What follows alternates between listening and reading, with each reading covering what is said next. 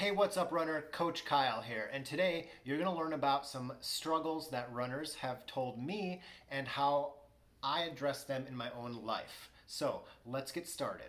Now, these are struggles that runners who enter my PBR group, my Plant-Based Runners Unite group on Facebook, have told me. And if you want in that group, visit bit.ly.com/PBR Unite. Link in the first comment of this YouTube video, the pinned comment.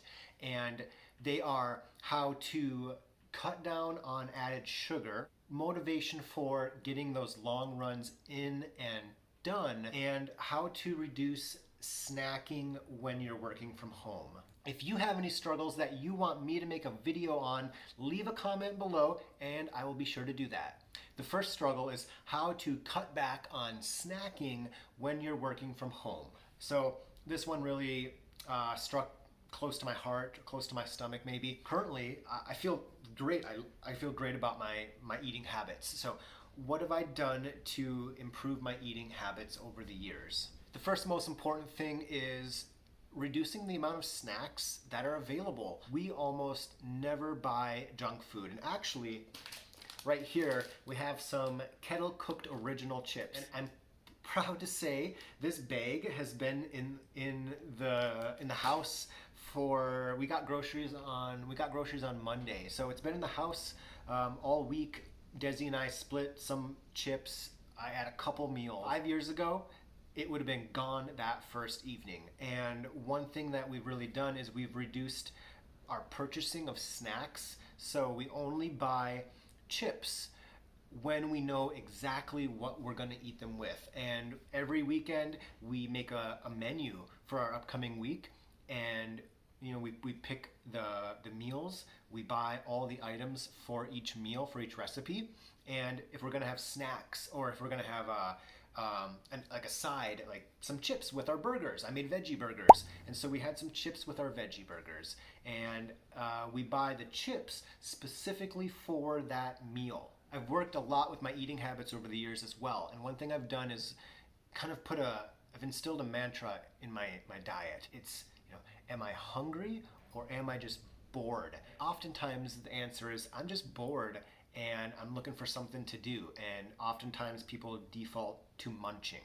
But when it does come to snacking, one thing I always try to do is portion out my snacks. And I like to use these little ramekins right here. And often what I'll do is I'll put some dried fruit, some peanuts, some almonds, some walnuts, whatever in here. And so I know, okay, I can have a healthy, and that's the thing too, having healthy snacks available. So I'm gonna have a healthy pre-portioned snack. Put some nuts, some dried fruit in here, and that means I'm not gonna eat a bag of chips. Making sure that you're not purchasing junk food to snack on, but on the other hand, making sure that it's fine to snack. Make sure they're good, healthy choices. Get a dehydrator and dry some fruit. So you have some dried pineapple, apples, bananas. You're making yourself healthy snack options. So when you do have that craving, you don't go for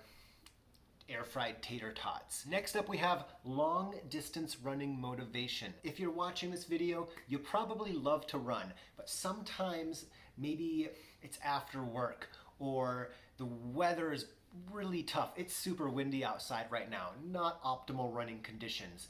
It's sometimes harder to just get out the front door. That activation energy is higher sometimes.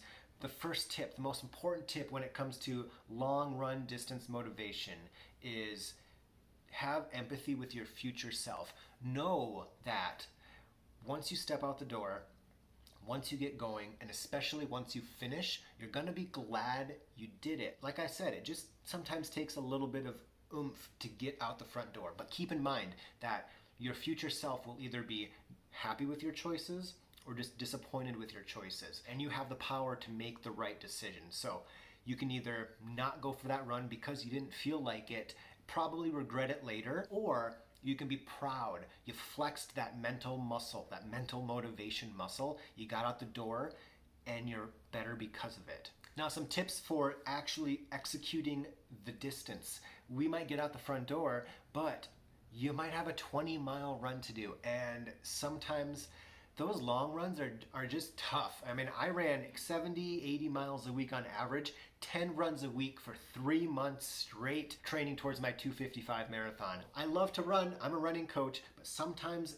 I just got to keep talking myself one more mile, one more mile. And one way I do that is I almost always do out and backs. If I have a 20 miler on the schedule, I'm probably going to run 10 miles from my house, turn around and run 10 miles back. And that way I can't, if I can run 10 miles, 10 miles is fine. And let me know if this is true for you, but sometimes I feel that going out, once I get out, I'm pretty much done. Like if I'm doing a 10-mile out run and then 10 miles back, if I'm at mile 8, I only have 2 more to go to the turnaround, I feel like I'm 80% done. And once I get to mile 10 and turn around, no problem, I just got to get there. And sometimes I just continually say, okay, one more mile, one more mile. And what I'll often do for long runs is I'll usually bring my phone with me for long runs. It's just nice to have my phone with me for those long runs, but sometimes I'll use the phone where I'll play music, listen to a podcast, but I'll save that for the last half of the long run. Final tip, get a coach. I'm a running coach. I've hired running coaches, and I absolutely understand the benefit that comes with having a coach. You're making a financial investment in your training. As a coach, I'm spending time and energy prescribing you appropriate runs, and I'm expecting you to do them. And on your end, if you're just not feeling it, I hear this all the time from my clients. I wasn't feeling like it, but I didn't want to let Coach Kyle down. And they tell me I couldn't think of a good excuse to give to Coach Kyle, so I did it, and I'm glad I did. So they're taking that empathy there, and I tell them this. You know that you're going to be glad you did. And sometimes they don't want to let me down. They don't want to let their future self down, so they get the run done. Sometimes I even text my clients to have a good run. So I'm not just asking them, hey, how did your run go? But I'm telling them, hey, have a good run later today, or send me a selfie from your workout, please. That way they're not just thinking about, oh, Kyle's gonna wonder why I didn't go run. But I'm telling them, have a good run, or I'm asking them to send me a selfie from their run that lunch. If somebody's having a hard time getting those runs in for a little bit, then I'll take that oomph to an extra step. I'm not a hard ass, but if I see you continually missing strength workouts or runs, or if you're running too hard too often, I'm gonna call you out on it. If you think having that extra motivation over this winter, or if your next marathon or big race isn't for 6 or 7 months like mine is, then let me know, comment below, go to kylekranz.com. Let's talk about how we can work together for you to have the best winter training of your life yet. The last tip I want to give with this long run motivation is find somebody else to run with. It's always easier to start and to get it done if there's somebody else with you to hold you accountable, and just having somebody else in your presence while running, research has shown, lowers your perceived exertion. You're just gonna run better. It's gonna go by faster. You might have somebody to talk with if you have somebody else to run with. So if you have somebody locally to you, post it on Facebook. Ask your local running group or your club if there's anybody that wants to do some long runs with you, and I bet you'll find somebody. The last tip I want to give is how to reduce your added sugar intake. And I'm a high carb guy. I eat a lot of bread, grains, fruit, etc. But I do try to reduce the amount of added sugar in my diet. And so, for example, one thing we try to do is when grocery shopping, we will watch the ingredient list, but we try to purchase items that don't have added sugar, dextrose, maltodextrin, high fructose corn syrup in the first 3 ingredients. So if you don't know, the ingredient list on your products are listed by how much, by quantity. So this Primal Kitchen barbecue sauce is number 1, water. Number 2, organic crushed tomatoes. Number 3, organic balsamic vinegar. if you don't know, the dollar barbecue sauce at the store, the first ingredient is often high fructose corn syrup. Literally, like, mind-blowing that there's barbecue sauce that most people are probably buying that the first ingredient is sugar. That's barbecue flavored sugar. That's what that is. This is barbecue sauce. And you know, I'm a vegan, but one thing I love about Whole30, the paleo diet, is that they know how to do sauces. And one other thing about purchasing this is that, yeah, it does cost 3 times more than that barbecue flavored sugar, but it's probably a quarter or a third the amount of calories.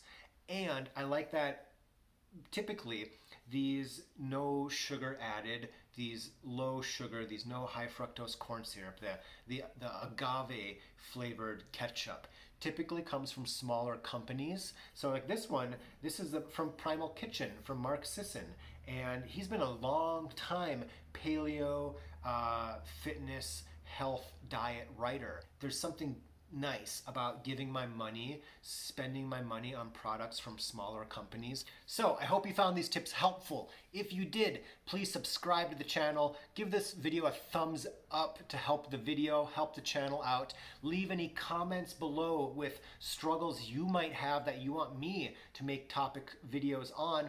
Or if you have any questions or suggestions on any of these specific topics I mentioned, leave a comment below and reply to somebody else who left a comment. Help each other out. And as always, you keep running, I'll keep coaching.